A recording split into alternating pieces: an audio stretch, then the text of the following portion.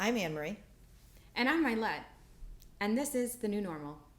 This episode is how to do cancer, which sounds really weird when I say it out loud, but How do you do cancer? any way you want.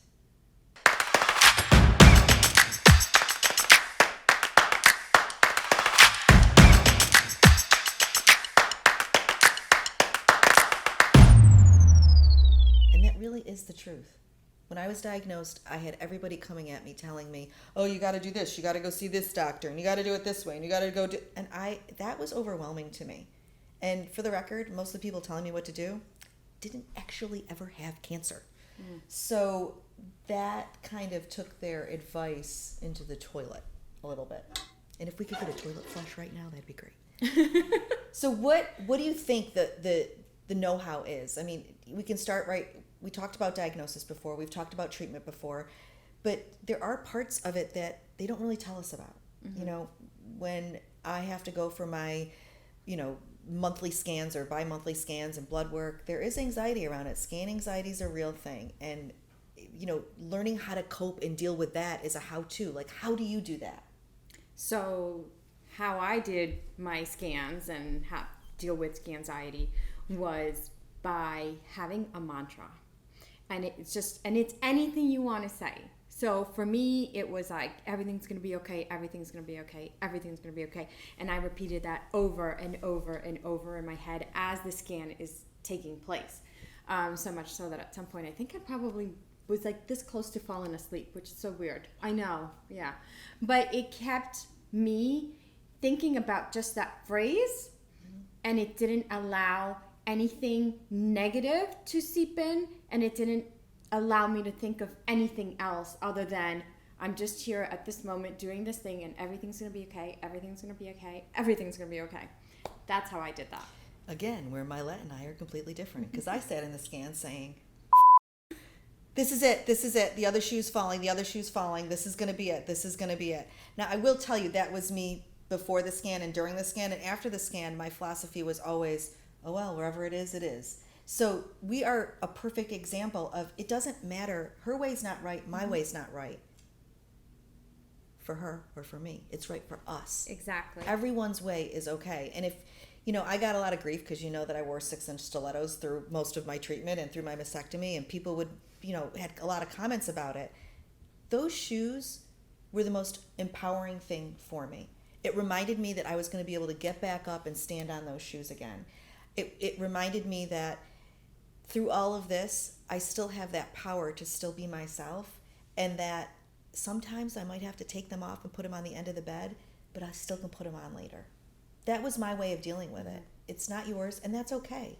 And that to me is one of the biggest parts of how to do cancer. Doing it your way. Yeah, absolutely.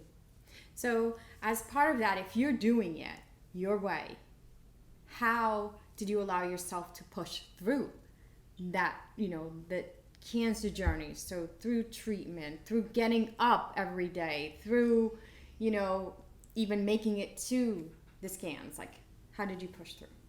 Well, again, this is where Mailet and I are going to be completely different.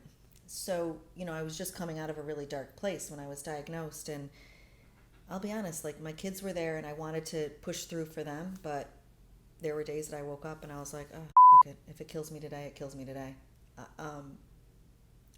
There was a lot of moments like that where I did not even want to go to the doctors because I didn't care. I just wanted to let cancer consume me, and that is part of living with depression, having severe depression, a clinical diagnosis of it, not just I'm sad today.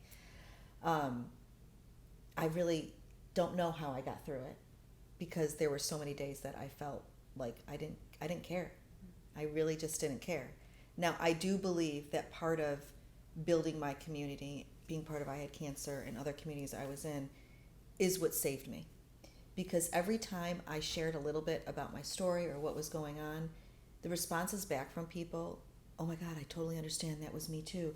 I feel the same way. Or, oh my God, my scars go this way and yours go that way. And yeah, when I told my kids I had the same problem, it gave me the push, because I felt like if they're going through it, then I can get through it and I'll be okay. But it wasn't always easy. For me, it was like you're saying, we're so different in our journeys, and no one journey is the same. I like to take a challenge. Of course she does. So if someone tells me you can't do this, I'm going to tell you, no, I'm going to do this. She said, oh my God. I did. I'm so proud of you. I know. I'm learning from you. You said no, you're going to. Yeah, no, I'm like, all right, you're going to give me cancer. I'm going to fight you. I'm going to, like I visualized my body just getting rid of the cancer. So there were moments where I actually was working out, and this was like working out at home with a, like old fashioned type of video, and you put it on and you're like working out. And I remember just like the energy that I had, I was just like working so hard that I'm like, I'm going to kill you. Mailet is fierce today, I tell you what. And that was my thing. It was more like a proving something, not to somebody else, but proving it to myself. I'm going to get through this. I just love this conversation right now because I know we're so different, but I am a challenge person too. Like if someone tells me I can't do it, I'm going to hell bent do it. Mm-hmm. Now everyone told me I could handle it. So I think that is where I was like, screw you. How do you know I can handle it? Mm. I get where people think that first of all, they don't know what to say, right? So they say whatever's on their head. You're such an inspiration. You're so strong. Look at you. You're so brave. You got this. I want to say, I am not brave. I am not strong. I'm doing what I have to do to get through this, but I did not feel any of those things. And every time somebody said, you got this, I got so annoyed. I finally started saying, you're right. I got cancer. Thank you. Like, what are you saying I have? Like, what do I have? I have to go through all of this. It's really, really hard to go through all that with the pressure of you're so strong, you're such an inspiration, because so are you, and so is the next person going through it. You go through it because you have to. Because you don't have a choice. You have no choice. So, while I agree with you, I love a challenge, I had it in reverse. Yeah. Yeah. And I know you had your family, but I had kids that I was navigating through this, and people come to me all the time.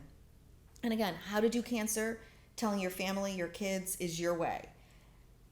Telling my kids was the hardest thing I've ever done. Worse than anybody else I had to tell, because you rip their innocence from them. But there's no right or wrong way to do it. I mean, I know people that hid their cancer diagnosis the whole time. They wore a wig. Their kids never realized what was going on. And my grandmother, my maternal grandmother who helped raise me, you barely knew she had cancer when I was 5 years old, because she really, was that stoic person. That is okay if that works for your family. That doesn't mean it's wrong. It's okay. For me, I had to be brutally honest with my kids and explain everything to them, because that's what worked for them.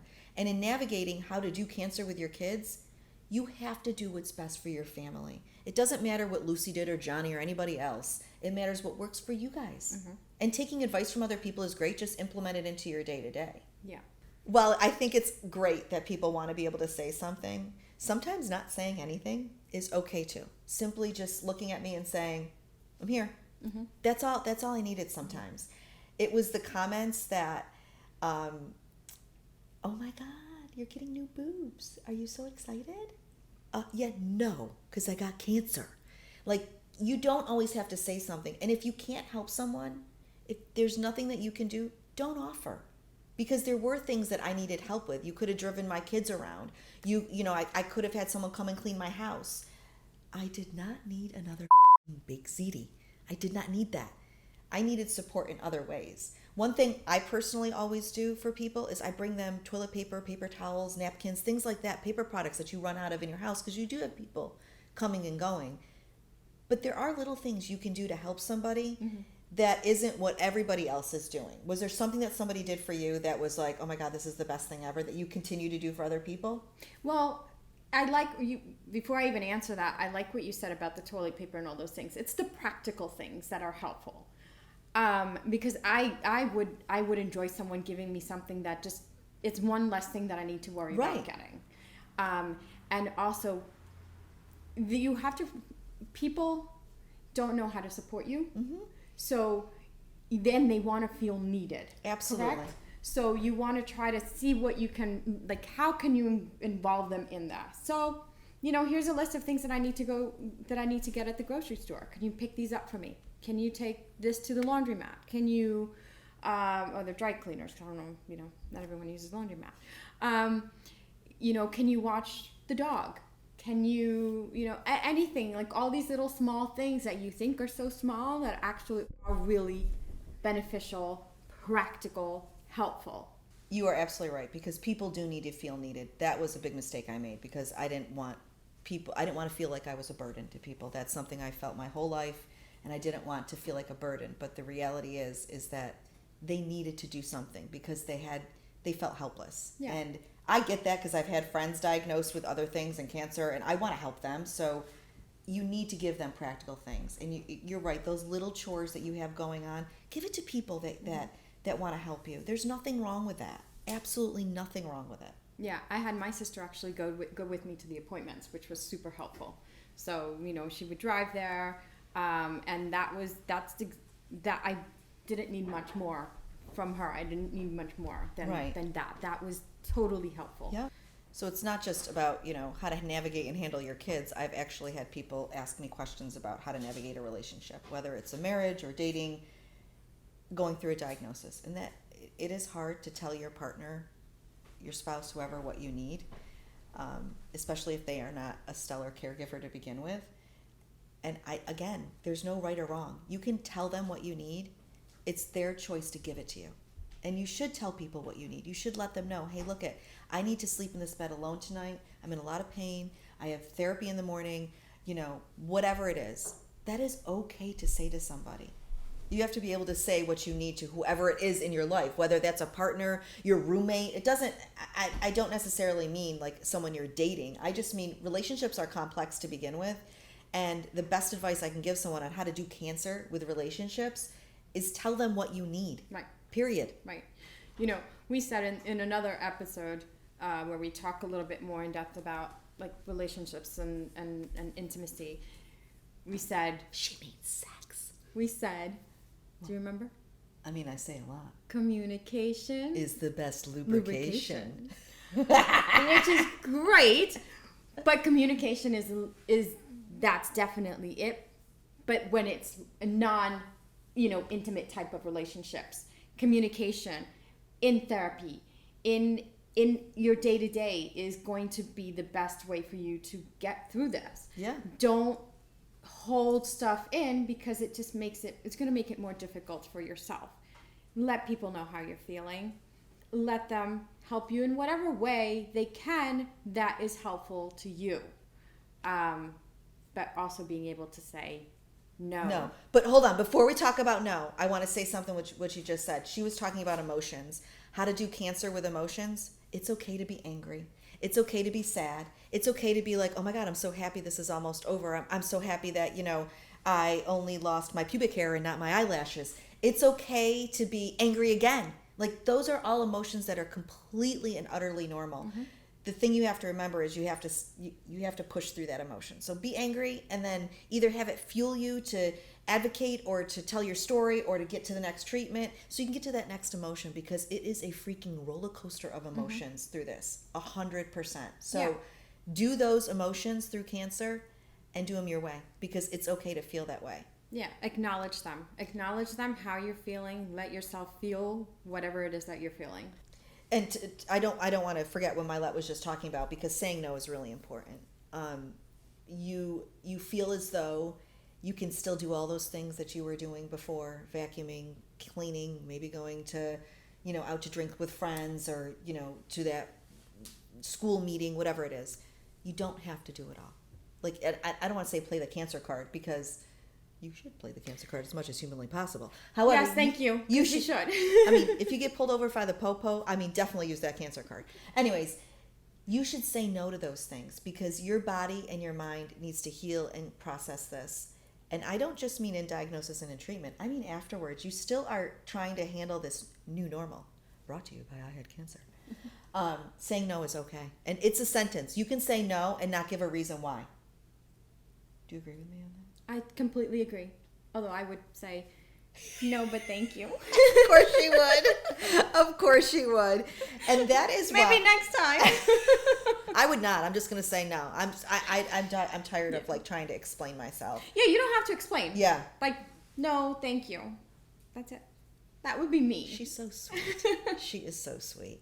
Well, I agree. I think that there's many ways to do cancer, but doing it your way is really the only way to do it.